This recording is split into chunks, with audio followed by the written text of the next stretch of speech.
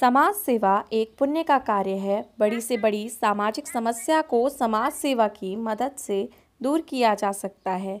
रोग, गरीबी या प्रताड़ना से युक्त सामाजिक वातावरण में कभी भी सुख समृद्धि का वास नहीं हो सकता।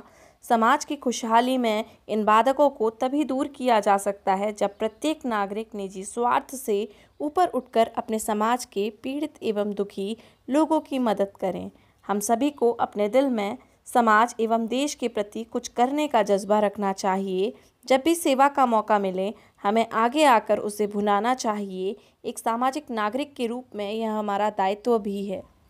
इसी सोच के साथ इंदौर की डॉक्टर सोनू शर्मा सेवा सेतु समिति के बैनर तले 19 साल से लगातार समाज सेवा कर रही हैं। उनकी निरंतर जारी समाज सेवा से वह मिसाल बन गई हैं। एक महिला होने के साथ ही उनका समाज सेवा के प्रति यह जज्बा वाकई प्रशंसनीय है। डॉक्टर सोनू शर्मा सेवा सेतु समिति के माध्यम से 5 उद्देश्य को लेकर काम कर रही हैं। सेवा सेतु समिति बच्चों व महिलाओं के साथ ही युवाओं के लिए भी काम करती है, चाहे वह बच्चों की शिक्षा हो या महिलाओं व युवाओं की बेरोजगारी की समस्या। डॉक्टर सोनू शर्मा ने समाज में बढ़ रही बेरोजगारी को ध्यान में रखकर SS2SS के नाम से हर्बल प्रोडक्ट कंपनी की स्थापना की है ताकि ज़्यादा से ज़्यादा लोगों को रोजगार मिल सके।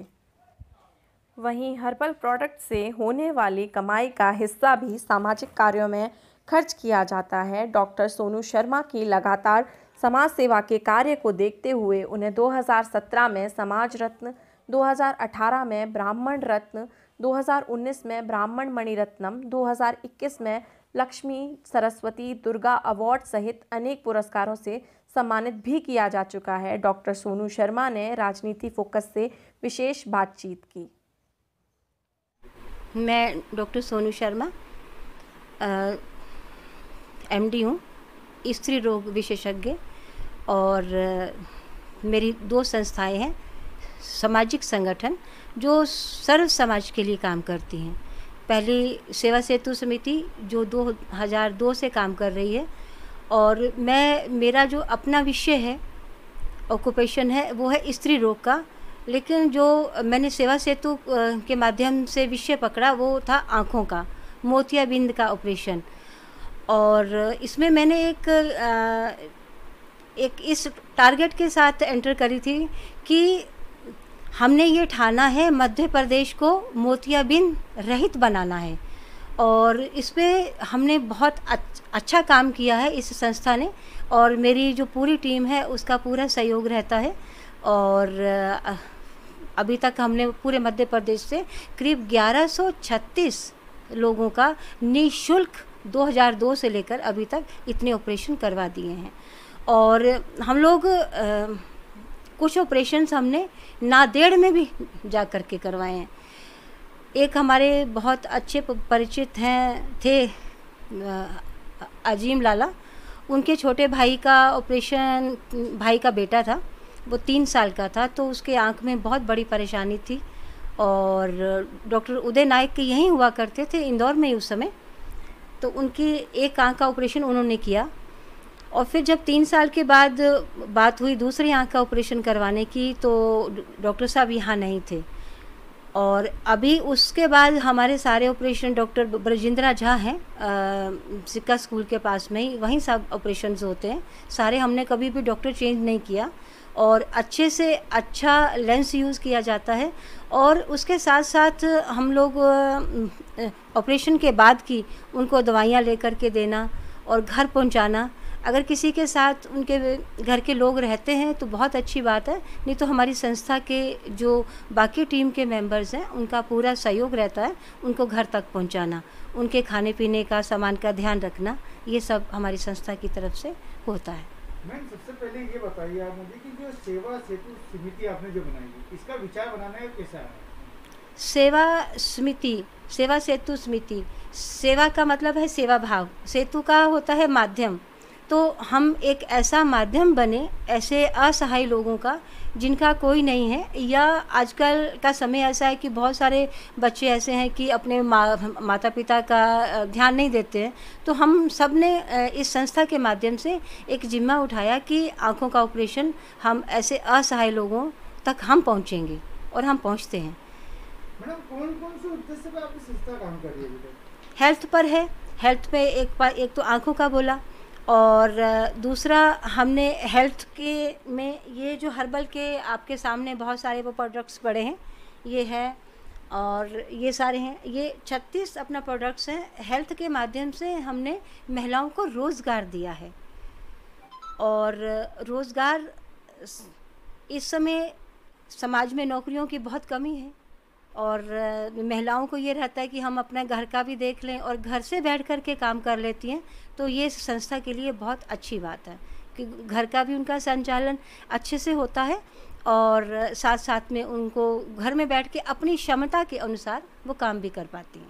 तो पर्यावरण के क्षेत्र में पर्यावरण में हमारा प्रयास ये रहता है कि हम हमारी संस्था से जुड़े हुए मैनेजमेंट कमेटी से लेकर के एक्टिव मेंबर तक जितने भी 5-7 हज़ार लोग हमारी संस्था से जुड़े हुए हैं, फेसबुक से के माध्यम से या गली मोहल्ले शहर जहाँ जहाँ से भी हमारी संस्था के लोग जुड़े हुए हैं, हमारा उनको एक आह्वान होता है कि हर व्यक्ति ने एक एक पेड़ लगाना है।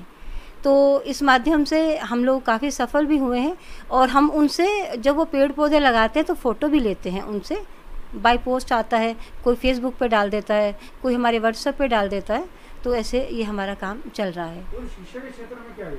शिक्षा के क्षेत्र में हमारा जो है मैंने 16-17 बच्चियों की जिम्मेदारी ली हुई है, और जैसे कि आप सबको पता है कि मैं पिछले 16 साल से मदरसा बोर्ड के साथ जुड़ कर के काम कर रही हूँ, और वहाँ पर मेरे पास एक सामाजिक पद भी है और हेल्थ एडवाइज़र का।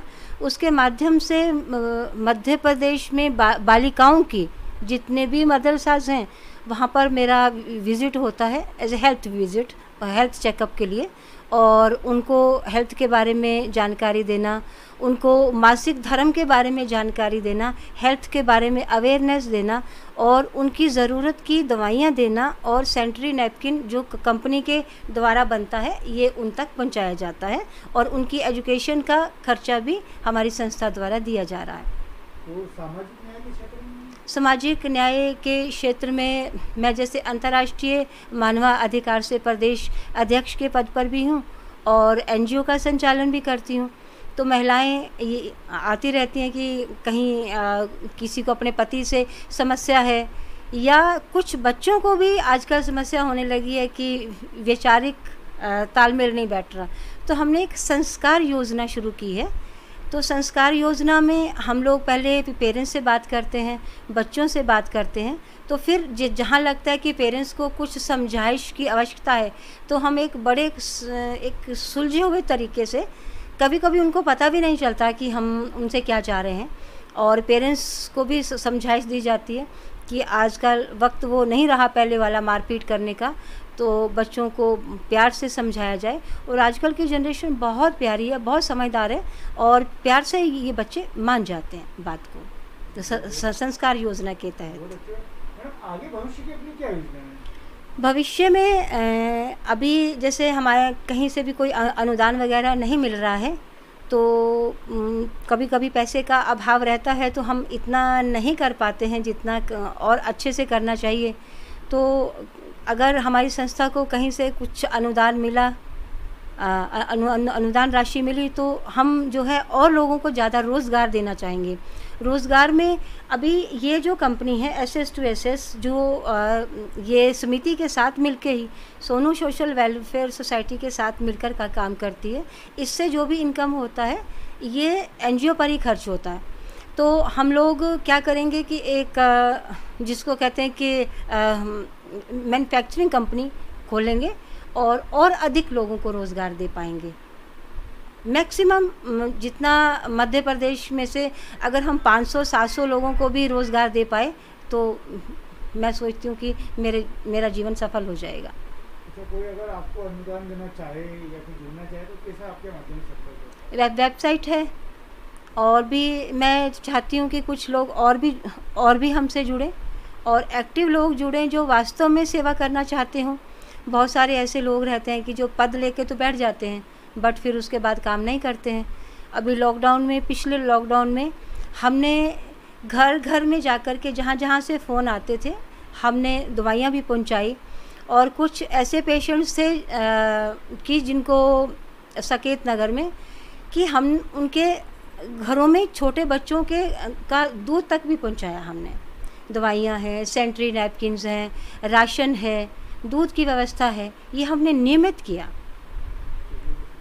अभी जो लॉकडाउन चल रहा है, कोरोना की महामारी चल रही है, इस पे आप क्या संदेश देना चाहेंगे? इसमें ये संदेश देना चाहेंगे कि ये जो इस समय का समय चल रहा है, शायद एक हम सब के इम्तिहान की घड़ी है और इंसानियत दिखाने की घड़ी है, और हमको अपनी जातिवादिता से उठ कर के काम करना है।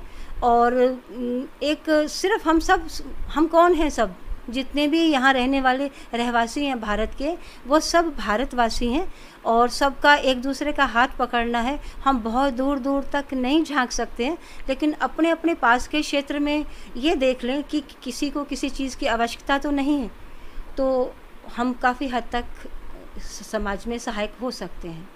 आटा, दाल, चावल, राशन बहुत ज़्यादा में ना सही तो थोड़ा बहुत उनकी ज़रूरत का सामान जैसे हमारी संस्थाओं के द्वारा पहुंचाया भी जाता है। और उसके साथ साथ कुछ अभी तक हमारी संस्था के द्वारा 25-26 बालिकाओं की शादियां भी की गई हैं। हम रिश्ते नहीं करवाते हैं, पेरेंट्स अपना रिश्ता खुद ढूंढते हैं, उसके बाद हमारे पास आते हैं और हम सब मेंबर्स कुछ जैसे कोई जो किसी के पास जो उपलब्ध होता है, किसी के पास बर्तन है, किसी के पास शादी का जोड़ा है, किसी के पास पाजेब की जोड़ी है, किसी के पास बर्तन है, तो जिसके पास जो बन पड़ता है सबके सहयोग से एक बच्ची का घर बस जाता है। तो हमारे लिए बहुत खुशी का विषय रहता है ये। आपका नाम? डॉक्टर सोनू शर्मा।